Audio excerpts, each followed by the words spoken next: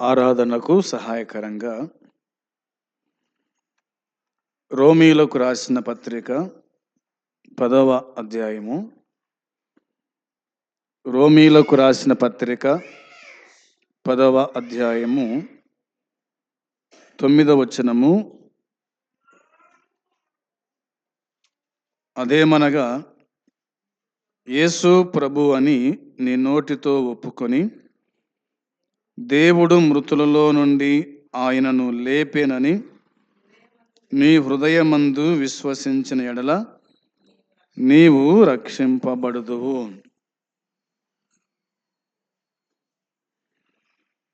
ఇదే రోమా పత్రిక 1వ అధ్యాయము 4వ వచనం కూడా చదువుదాం.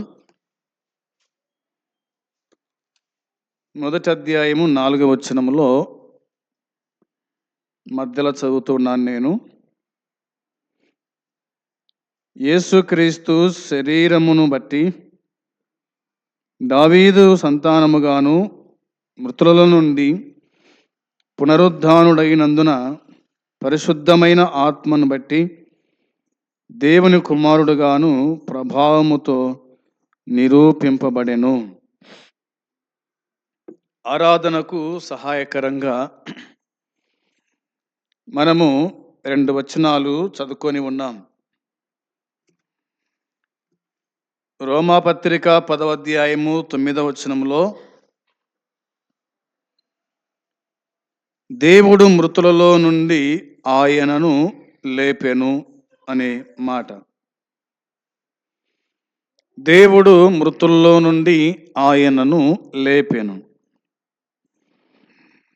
ఆయన అనగా ప్రభు అయిన యేసుక్రీస్తు అని, దేవుడు అనగా తండ్రి అయిన దేవుడు అని, ఇట్లా మనము చూస్తాం.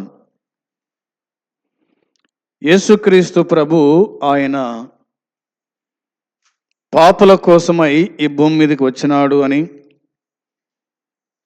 ఆయన అప్పగించబడ్డాడు అని, ఆయన చనిపోయి సమాధి చేయబడి తిరిగి లేచాడు అని మనము సువార్తలలో వింటాం. ఆయన చనిపోయింది వాస్తవము, ఆయన తిరిగి లేచింది కూడా వాస్తవమే. పౌలు ఆ విషయాన్ని గుర్తు చేస్తూ దేవుడు మృతుల్లో నుండి ఆయనను లేపెను అని అన్నాడు. మృతుల్లో నుండి లేపిన వాడు దేవుడు, మృతుల్లో నుండి లేచిన వాడు ప్రభు అయిన యేసుక్రీస్తు. యోహాను సువార్త 10వ అధ్యాయంలో ప్రాణం పెట్టుటకు నాకు అధికారం ఉంది, ప్రాణము తిరిగి తీసుకోవడానికి నాకు అధికారం ఉంది అని ఆయన తెలియజేశాడు. మరి పౌలేమంటున్నాడు? దేవుడు మృతుల నుండి ఆయనను లేపెను అని అంటున్నాడు. ప్రాణం పెట్టే అధికారము యేసుక్రీస్తుకు ఉంది, ప్రాణము తిరిగి తీసుకునే అధికారం కూడా యేసుక్రీస్తుకు ఉంది. నేను మీకోసమై ప్రాణం పెడుతున్నాను, నేను మరలా బతుకుతాను అని ఆయన చెప్పినాడు. మరి దేవుడు లేపటం ఏమిటి? ఆయనను తండ్రిగా సంబోధించబడినాడు, యేసుక్రీస్తు కుమారునిగా సంబోధించబడినాడు, పరిశుద్ధాత్మ దేవుడు కూడా ఉన్నాడని. ఇవల్ల ఏమిటి అంటే త్రిత్వములో ఏకత్వము అనేది మనము గుర్తుంచుకునే వారుగా ఉండాలి. ఆయన ముగ్గురుగా పిలువబడ్డాడు, ఒక్కనిగా ఉన్నాడు అనేది అర్థం చేసుకోవాలి. అందుకే దేవుని వాక్యమైన బైబిల్ చెప్తున్నట్టుగా రోమాపత్రిక 1:4వ వచనంలో మనం చదువుకున్నాం. యేసుక్రీస్తు శరీరమును బట్టి దావీదు సంతానముగాను మృతుల్లో నుండి పునరుద్ధానుడైనందున పరిశుద్ధమైన ఆత్మను బట్టి దేవుని కుమారుడుగాను అనే మాట ఉంది. శరీరమును బట్టి ఆయన దావీదు సంతానముగా ఉన్నాడు. శరీరాన్ని బట్టి ఆ వాక్యమే శరీరధారి అయి కృపా సత్య సంపూర్ణుడుగా మన మధ్య ఉండడానికి వచ్చినాడు అని యోహాను సువార్త 1వ అధ్యాయం 14వ వచనం కనిపిస్తుంది. యేసుక్రీస్తు శరీరమును బట్టి దావీదు సంతానముగా మృతుల్లో నుండి పునరుద్ధానుడైనందున పరిశుద్ధమైన ఆత్మను బట్టి దేవుని కుమారుడుగా ప్రభావముతో నిరూపించబడినాడు. ఆయన నిరూపించబడినాడు, దేవుని కుమారునిగా నిరూపించబడ్డాడు. దేవుని కుమారునిగా శరీరమును బట్టి దావీదు సంతానములో దావీదు కుమారునిగా ఆయన నిరూపించబడ్డాడు. ఇవి ఇందులో మనకు కనిపిస్తాయి అనేది అర్థం చేసుకోవాలి. ఇదే రోమీలకు రాసిన పత్రిక 4:25లో 4వ అధ్యాయము 25వ వచనం చూడగా, ఆయన మన అపరాధముల నిమిత్తము అప్పగింపబడి మనము నీతిమంతులముగా తీర్చబడుటకై లేపబడెను అని వ్రాయబడి ఉంది కదా. ఆయన అనగా యేసుక్రీస్తు ప్రభు మన అపరాధముల నిమిత్తము అప్పగించబడినాడు. మీరెవరిని వెతుకుతున్నారు అని అడిగినాడు తన యొద్దకు వచ్చిన వారిని చూచి. వారు పలికిన మాట ఏమిటంటే, మేము నజరేయుడైన యేసును వెతుకుచున్నాం. ఆయన అన్నాడు, నేనే ఆయనను అన్నాడు. నేనే ఆయనను. మీరు నన్ను వెతుకుచున్న ఎడల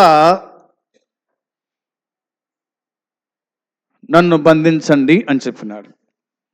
మీరు నా కోసం వచ్చినట్టయితే కనుక అదిగో నేను ఉన్నాను అని తనకు తానే ఆయన అప్పగించుకున్నాడు.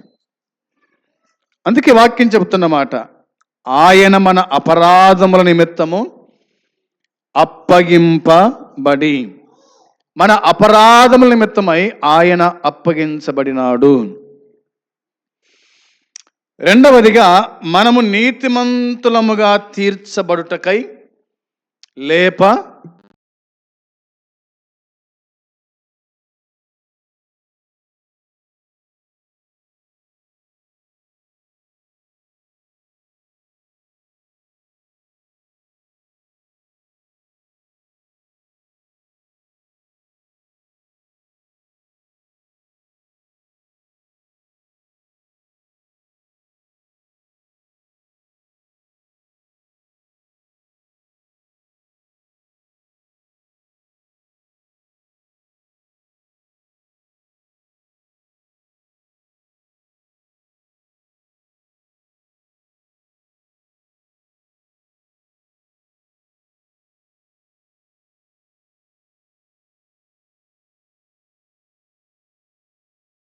చేయబడిన పాపములను మీ అపరాధముల చేత అన్నమాట ఉంది కదా. మీరు అపరాధముల చేత అనే మాటను బట్టి ఆలోచన చేసినప్పుడు ఇక్కడ పౌలు రాశాడు, పూర్వము చేయబడిన పాపమే అపరాధము.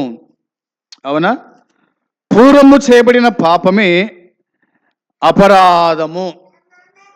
అపరాధముల నిమిత్తమై, అపరాధుల నిమిత్తమై, అపరాధముల నిమిత్తమై అప్పగించబడినాడు అనేది మనకు అర్థమైన విషయం. యెషయా గ్రంథములో మరికొన్ని మాటలు చూడవచ్చు. 53వ అధ్యాయం 5-6 వచనాలు చూడగా, యెషయా గ్రంథము 53వ అధ్యాయము 5-6 వచనాలు చూడగా, మన అతిక్రమ క్రియలను బట్టి అతడు అనగా యేసు గాయపరచబడెను, మన దోషములను బట్టి యేసు నలుగొట్టబడెను, మన సమానార్థమైన శిక్ష యేసు మీద పడెను. యేసు పొందిన దెబ్బల చేత మనకు స్వస్థత కలుగుచున్నది. మనమందరము గొర్రెల వలె త్రోవ తప్పిపోతిమి. మనలో ప్రతివాడును మనకిష్టమైన త్రోవకు తొలగెను. యెహోవా మనందరి దోషములను యేసు మీద మోపెను అని ఉంది. ఈ 2 వచనాలు గమనించి చూడగా మన మన మన అనే మాటలు కనిపిస్తాయి. అవునా? మనము మనము మనము మనము అనేది యేసు యేసు అనే మాట కనిపిస్తుంది. కాబట్టి మన అతిక్రమ క్రియలను బట్టి అతడు అనగా యేసు కదా గాయపరచబడెను. ఆయన గాయపరచబడినాడంట. గాయాలైనై. దేన్ని బట్టి గాయాలైనై? ఆయనకు మన అతిక్రమ క్రియలను బట్టి యేసు ప్రభునకు గాయాలైనై. మన దోషమును బట్టి ఆయన నలగొట్టబడినాడు. గాయాలు కాస్త ఏమైనాయి? గాయాలు కాస్త ఏమైనాయి? అవి నలగొట్టబడ్డాయి. ఆ గాయాలు నలిగిపోయినాయి. నలగొట్టబడెను. మన సమాధానార్థమైన శిక్ష అతని మీద పడెను. శిక్ష అతని మీద అనగా యేసు మీద శిక్ష పడింది.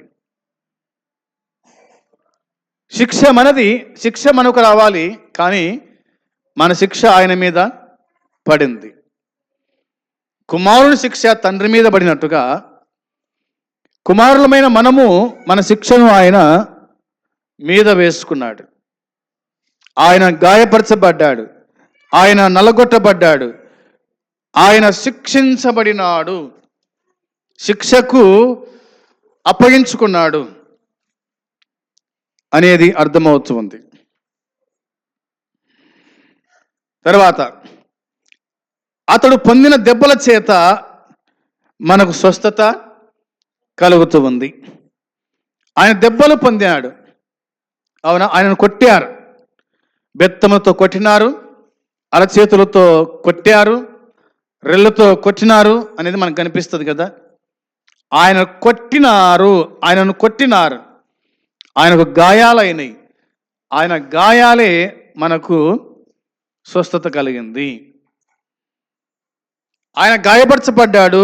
మన గాయమును ఆయన మానిపినాడు.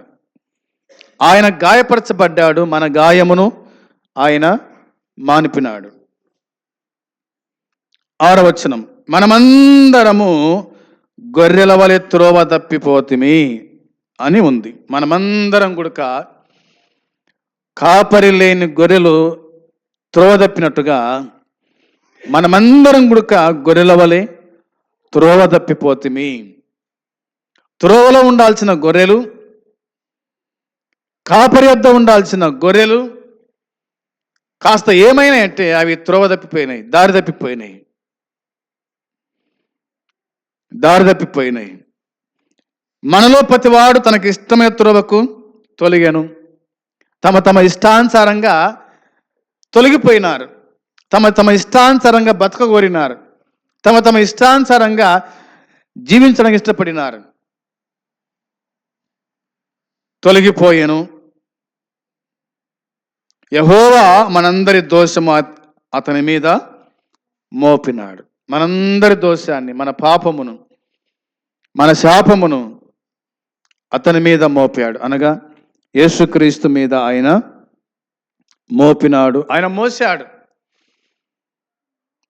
ఇదిగో లోక పాపమును మోసుకొని పోవు దేవుని గొర్రెపిల్ల అన్నట్టుగా ఆయన లోక పాపమును ఆయన మోసాడు అనేది మనకు అర్థమవుతుంది. కొరింథీ మొదటి పత్రిక 15వ అధ్యాయం 17వ వచనం చూడగా, కొరింథీ మొదటి పత్రిక 15వ అధ్యాయము 17వ వచనం, 15వ అధ్యాయము 17వ వచనంలో క్రీస్తు లేపబడని ఎడల మీ విశ్వాసం వ్యర్థమే, మీరింకను మీ పాపములోనే ఉన్నారు అన్నాడు. క్రీస్తు లేపబడకపోతే మీ విశ్వాసము వ్యర్థమే, మీరింకా మీ పాపములోనే ఉన్నారు. కానీ ఇప్పుడు మనం పాపములో లేం, ఆయన లేపబడ్డాడు కాబట్టి మనం ఏమైనాము?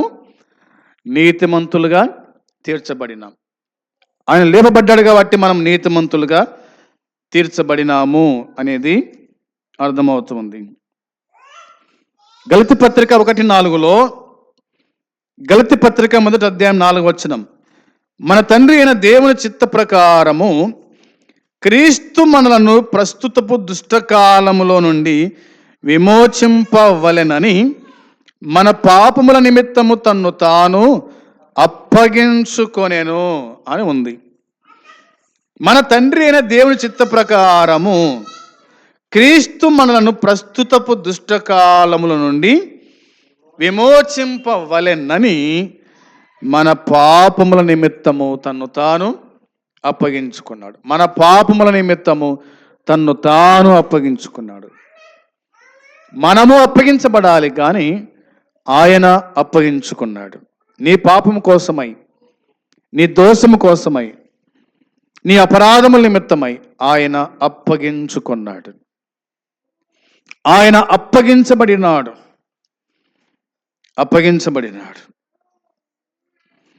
ఆయన అప్పగించబడినందుకు మనం విడిపించబడ్డాం. ఆయన అప్పగించుకొని మనల్ని విడిపించినాడు.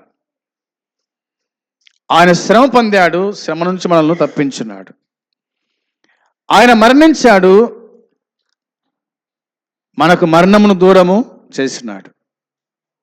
అదే యేసుక్రీస్తు యొక్క ప్రేమ అనేది మనకు అర్థమవుతుంది.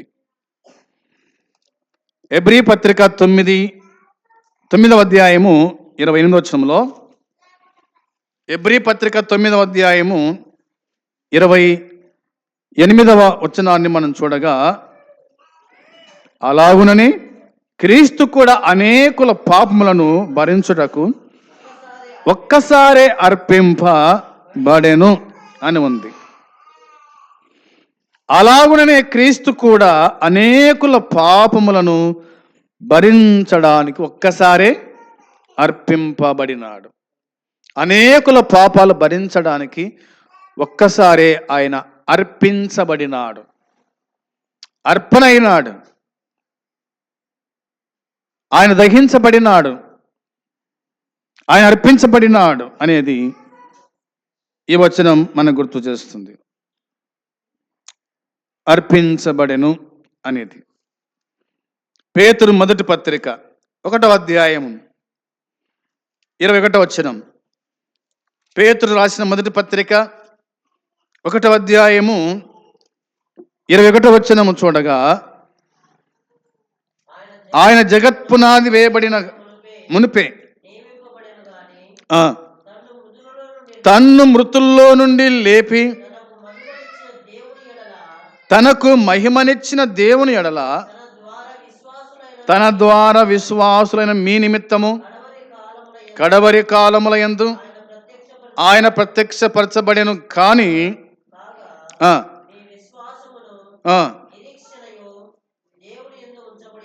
ఉంది అన్నమాట ఉంది.